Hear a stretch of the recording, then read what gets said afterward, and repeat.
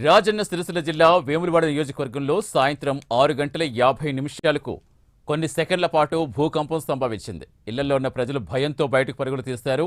భూకంప తీవ్రత రిక్టర్ స్కేల్పై 3.9గా నమోదైనట్టుగా అధికారులు తెలిపారు.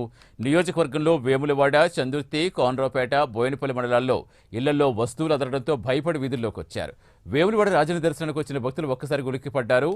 భూకంపంతో ఎలాంటి ఆస్తి నష్టం, ప్రాణ నష్టం జరగకపోవడంతో ప్రజలు ఊపిరి పీల్చుకున్నారు.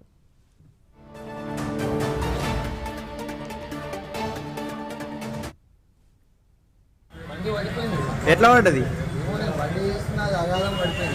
ఏమైనా కదిలినట్టు ఇట్లా మీకు అనిపించింది? బండి సడన్ గా పడిపోయింది. భూమి కదిలినట్టు.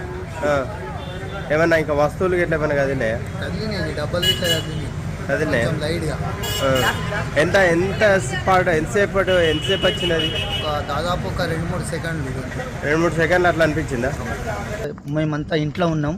ఒక 5 నుండి 6 సెకండ్లు మొత్తం భూమి కంపించింది. ఇంట్లో నుండి ఒకటిసారి దడదడదడ అనేసరికి కూలిపోతుందేమో అనే కంగారులో మేము బయటకు ఉరికొచ్చినాం. అందరూ 5-6 సెకండ్లు మాత్రం అది మొత్తం కూలిపోతుందేమో అని బిల్డింగ్ల లోపల ఉన్నాం. కూలిపోతుంది అనుకున్నాం మేము.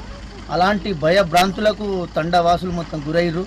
అందరూ బయటకు వచ్చి ఎట్లా ఇది జరిగిందని బాగా భయపడ్డారు ఒక్కరికొక్కరు. ఎందుకంటే మేము బిల్డింగ్లు ఇట్లా కూలిపోతాయి అనే భయభ్రాంతుల్లో వీళ్ళు